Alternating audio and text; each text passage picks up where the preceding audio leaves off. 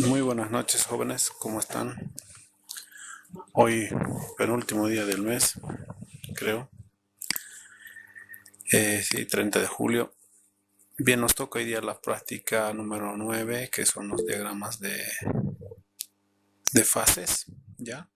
Entonces, por favor, les voy a pedir si pueden ustedes acceder al examen previo, por favor, me confirman.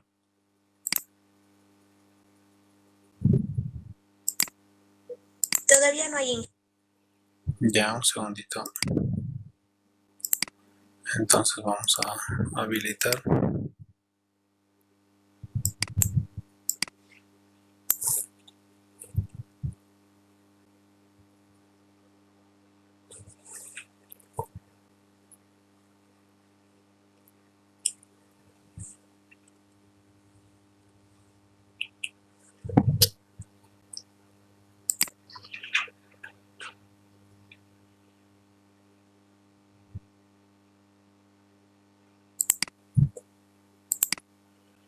Por favor, me confirman si ya se puede ver.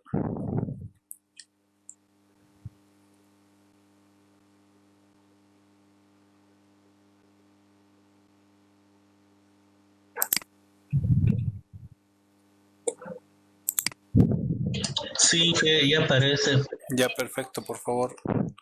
Tienen hasta las 7 para responder a las preguntas de este examen previo para luego hacer la explicación de esta práctica número 9. ¿Ya?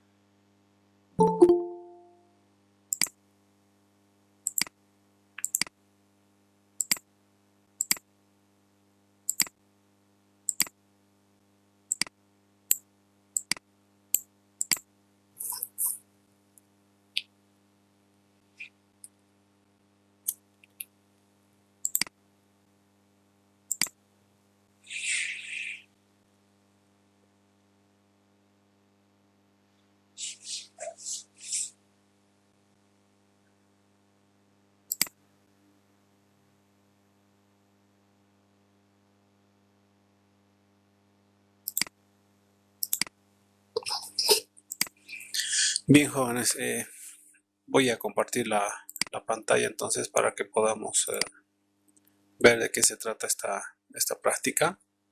¿Ya? Me confirman, por favor.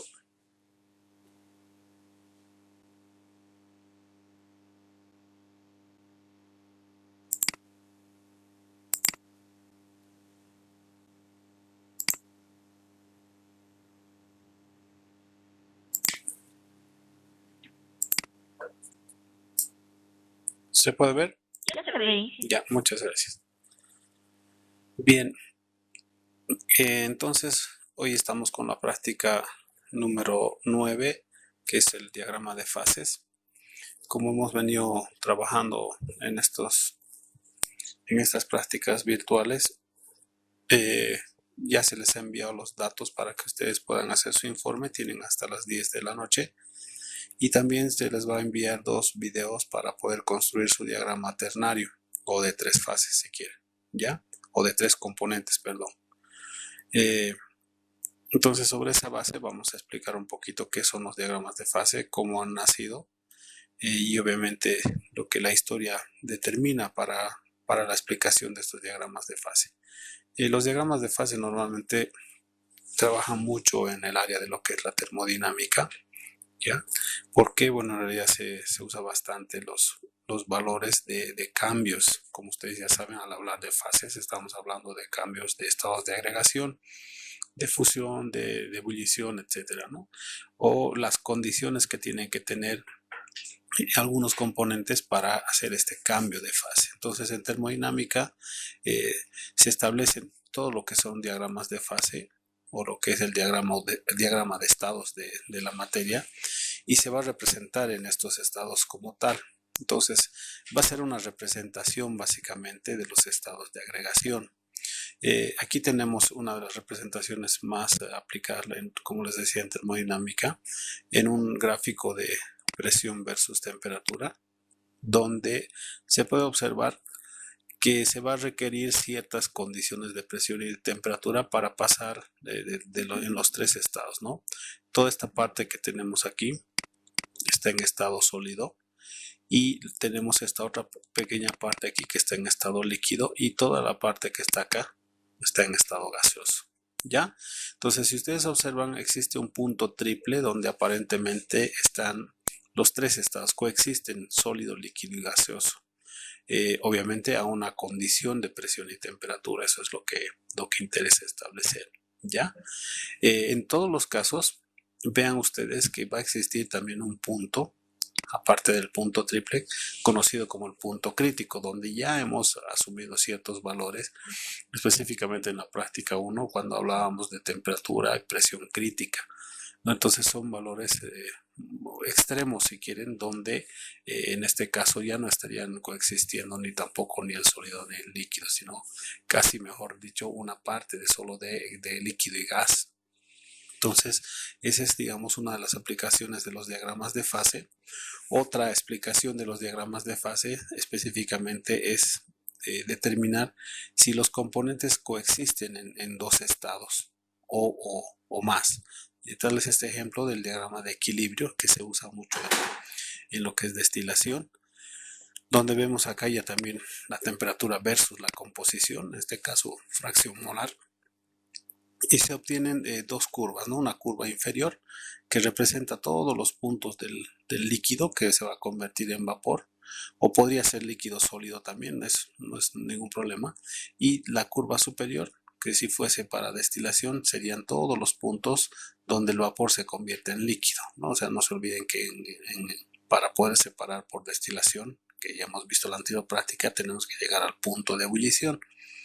Entonces, pero lo más interesante es que entre las dos curvas extremas, si quieren, para líquido sólido o gaseoso, no importa, están coexistiendo dos fases, ¿no?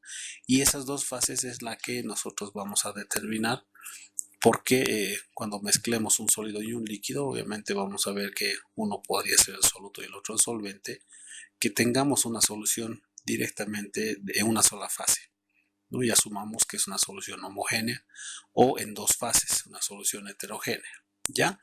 Entonces, ya hemos hablado de Joseph Gibbs por un teorema que se establece. En este caso, Gibbs fue uno de los primeros que definió lo que viene a ser los diagramas de fase, pero sin embargo, Gibbs solamente trabajó en 1873 con una representación geométrica de las funciones de los estados termodinámicos.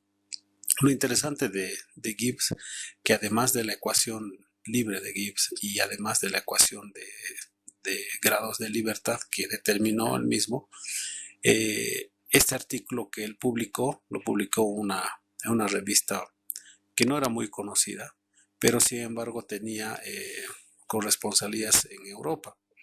Y tal es así que el famoso James Maxwell leyó su artículo y estableció básicamente el componente esencial de lo que es la termodinámica en los cambios de fase.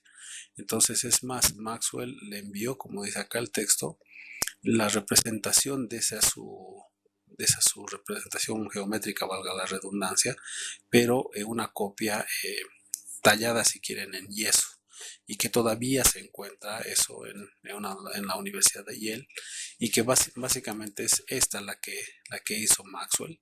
y que hasta ahora se mantiene para lo que es la representación de la primera gráfica que habíamos, ¿no? Del punto triple y del punto crítico, ¿no? Entonces, aquí tenemos la representación, si quieren, del punto triple y por acá está la representación del punto crítico, pero donde además Maxwell establece los ejes no como X, Y, Z, sino como energía, volumen y entropía. Entonces ustedes ven que son términos de físico-químicos también, que después aplica la termodinámica, ¿ya? Entonces, sobre esa base es que se trabaja con el diagrama de fases, basado en una ecuación conocida como la ecuación de los grados de libertad de Gibbs, de Josiah Gibbs, ¿ya? Entonces, trabajamos con dos sistemas, en este caso con un sistema binario de dos componentes, fenol y agua, donde uno de ellos va a ser el soluto y otro va a ser el solvente. Ya la idea es de que ustedes construyan estos diagramas de fase, primero para un diagrama binario y luego para un diagrama ternario, o sea, de tres componentes, ¿ya? En el primer caso, que vamos a mezclar fenol y agua, normalmente el trabajo es trabajar con la misma cantidad de fenol en masa, porque va a estar como sólido y que se va a disolver en agua, e ir aumentando en distintos tubos de ensayo la cantidad de agua que se va a ir modificando. Entonces, en ese sentido, ustedes tienen que construir esta gráfica binaria, de fase binaria, donde, como les decía, el trabajo es muy sencillo. Es poner en 6 a 7 tubos una cierta cantidad de fenol, que vamos a ver enseguida, y en sus datos ustedes van a ver que tal vez esté modificado, y ir aumentando a cada tubo otra cantidad de agua como líquido, ¿no? Entonces, y luego se va a ir aumentando la temperatura. Se va aumentando la temperatura y se toman las temperaturas y se van a establecer los porcentajes de fenol, ¿no? Ese es un trabajo que se hace, que es muy sencillo definir, y lo que va a suceder es que a medida que vayamos aumentando la temperatura, en nuestro tubito que vamos a introducir, como decíamos, fenol en masa y el volumen del líquido del agua, vamos a tener una solución turbia, ¿no? Porque obviamente el fenol, si quieren, es blanquecino y mi solución va a ser algo lechosa. Entonces, una vez que vayamos aumentando la temperatura, aumentamos el calor, entonces se va a clarificar mi solución. Entonces vamos a llegar a un máximo de clarificación de temperatura. Entonces aquí, como ustedes ven, tenemos tres etapas, si quieren, o tres fases. La primera etapa, donde tenemos una temperatura muy alta, donde se muestra una fase homogénea, obviamente porque está clarificada, y en el punto donde va a haber el cambio de fase, obviamente ya va a ser un punto intermedio, y dentro de la curva se estaría dando las dos fases, que serían las fases heterogéneas, ¿no? Que se podría ver eso. Y esto se va a lograr cuando se vaya también a tener valores porque tenemos que ir enfriando para cumplir con la curva, ¿verdad? Entonces hay que ir midiendo esas temperaturas y graficar esto. Esto es bastante sencillo. Ahora, ¿cómo van a hacer eso? Aquí está la ecuación de la ley de Gibbs, de Josiah Gibbs, que decíamos, que plantea que los grados de libertad, que en realidad van a ser el número de variables, con las cuales va a trabajar mi sistema. En este caso, este número de variables es igual a la cantidad de componentes que actúan menos las fases, ¿ya? En las cuales van a estar, y con un valor constante, que es 2. Entonces, como decíamos, los componentes aquí son dos, agua y fenol, y las fases van a ser los estados de agregación que sean, si hay sólido, líquido, gaseoso, etcétera. En este caso, sólido y líquido. Entonces se determina que tendríamos 2 grados de libertad. Esos 2 grados de libertad, en nuestro caso, va a ser el porcentaje de fenol y la temperatura de turbidez. Normalmente en todos los sistemas termodinámicos, los grados de libertad definen en este orden. Primero la presión, ¿ya? Después la temperatura y después la composición, ¿ya?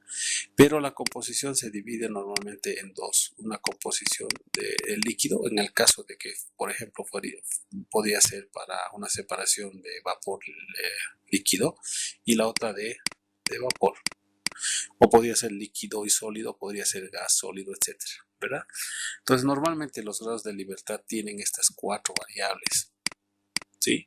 Pero que pueden ingresar de alguna manera y determinar cuáles son las que me faltan determinar para poder trabajar y en función a la ecuación de la ley de Gibbs definir los cálculos, ¿verdad? Normalmente en este caso la presión va a estar definida, vamos a trabajar la presión si quieren atmosférica o a la presión en la que estamos nosotros, ya está definida, la temperatura es la que vamos a ir graduando y una de las composiciones es que la que vamos a determinar, en este caso la cantidad de fenol en masa, ¿ya? Entonces, ¿cómo determinamos eso? Pues acá está una tablita donde vamos a trabajar, determinamos las temperaturas y obtenemos el porcentaje de fenol, habíamos visto esto como Y y X, y el porcentaje de fenol va a ser muy sencillo obtener, no es nada más que la masa del fenol, que no va a variar, son 0,2 gramos que vamos a ir poniendo en cada tubo, y dividimos eso entre la masa total. Y la masa total va a ser la masa de fenol, los 0,2, más la masa de agua que me den, que voy a obtener, pues obviamente con el dato de la densidad del agua, que pues me van a dar ese dato. Ustedes saben que eso se toma la temperatura, se obtiene de tabla la densidad, y como voy a tener el volumen, pues encuentro la masa del agua. Todo eso por 100. Ese es el porcentaje de fenol para que ustedes puedan graficar. Voy a retornar aquí a este sistema binario, ¿ya? No es muy difícil, en realidad es más bien muy sencillo. Bien, los datos que normalmente son lo que les decía, si se fijan, trabajamos entre 6 a 7 tubos, eso depende de los datos que tengamos. Las masas no van a variar de fenol, lo que sí varían es el aumento progresivo del volumen de agua. Eso significa que las masas de agua también van a variar, entonces el porcentaje de fenol va a ir variando y se asume que mientras más líquido tenga, obviamente va a ser más, digamos, menos turbio, ¿verdad? Porque va a disolver más al fenol. Entonces todo ese es el trabajo del diagrama de fases binario. Para el diagrama de fases ternario se trabaja con 3 componentes, uno que es cloroformo, ácido acético y agua. Lo interesante de esto es que el cloroformo y el ácido acético, por ejemplo, podían ser miscibles. El ácido acético y el agua podían ser miscibles, pero tal vez el cloroformo y el agua como tal no sean tan visibles.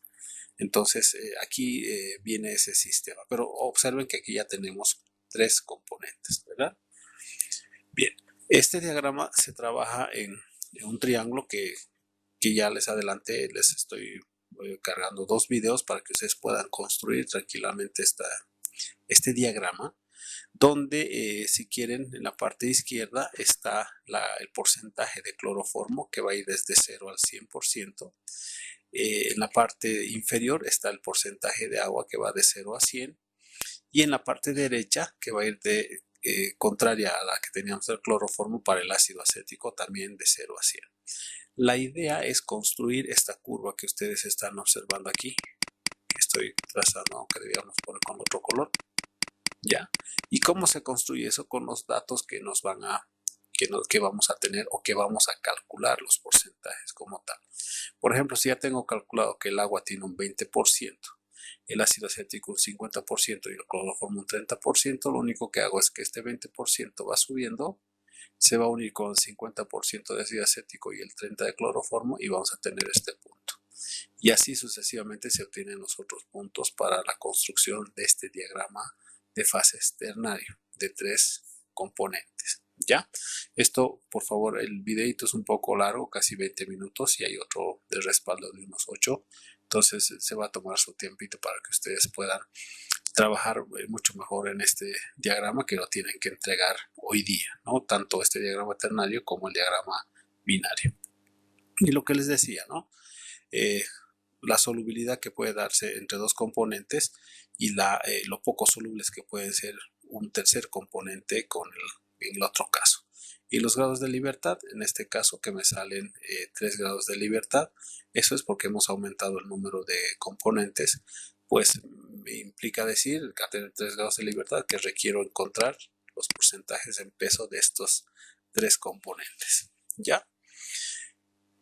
Ese es el aporte de Gibbs, bueno, no tan aporte, sino realmente un aporte muy grande en lo que es el principio físico-químico y termodinámico y para procesos también. ¿no? Que después se ven con los grados de libertad desde otro punto de vista para el número de ecuaciones y de variables. En este caso, acá está el ejemplo que dijimos, esto no va a variar, se hace en la misma cantidad de tubos, solamente que el procedimiento es distinto. Se van a determinar los porcentajes más o menos de la siguiente forma. El porcentaje de cloroformo idéntico al del fenol que habíamos hecho. Necesitamos la masa del cloroformo que me van a dar, ¿de acuerdo? Y si no me van a dar, voy a tener el volumen de cloroformo y obviamente con la densidad, que es un dato, pues encuentro la masa, ¿ya? Sobre la masa total. La masa total va a ser la masa del cloroformo más, acá está, la masa del ácido acético más la masa del agua. Y las otras masas también necesito conocer los datos de densidad en todos los casos, y estos son los que voy a tener de respaldo porque voy a trabajar en el laboratorio con la variación de estos volúmenes, específicamente este que voy a titular. Ya en realidad va a ser por titulación. ¿Listo?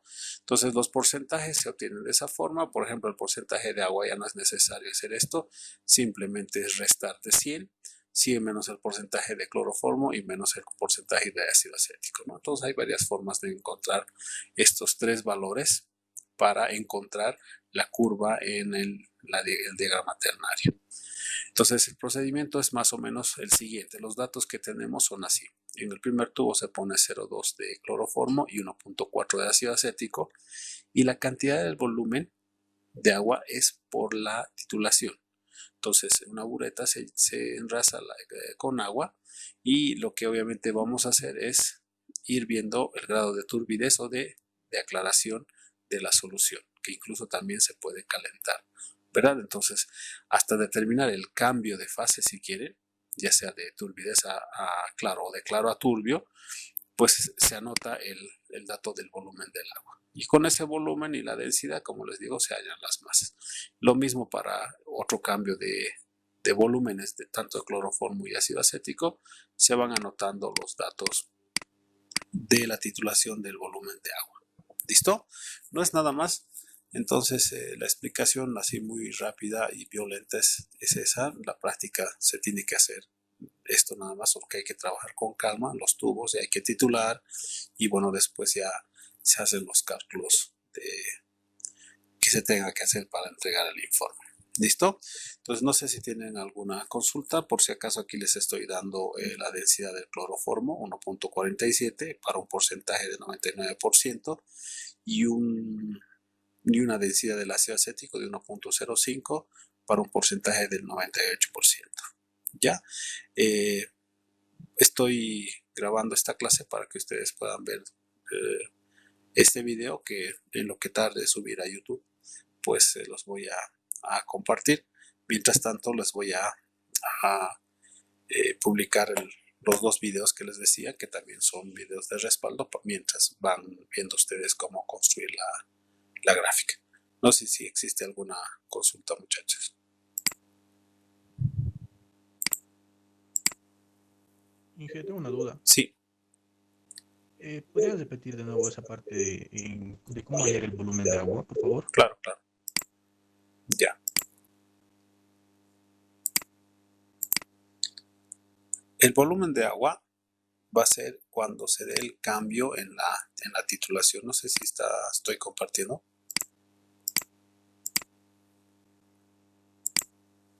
Sí, se ve, Inge. ¿Ya?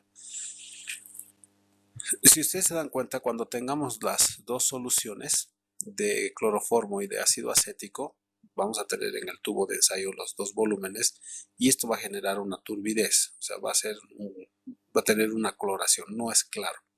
Entonces, al ir aumentando la cantidad de agua en la titulación, ¿verdad? Es como si cuando hacemos la titulación con hidróxido de sodio y le ponemos un indicador que es fenaftalina, ¿verdad? Normalmente hacemos eso y vemos que vira el color a rosado. En este caso no hay ese indicador. Nuestro indicador es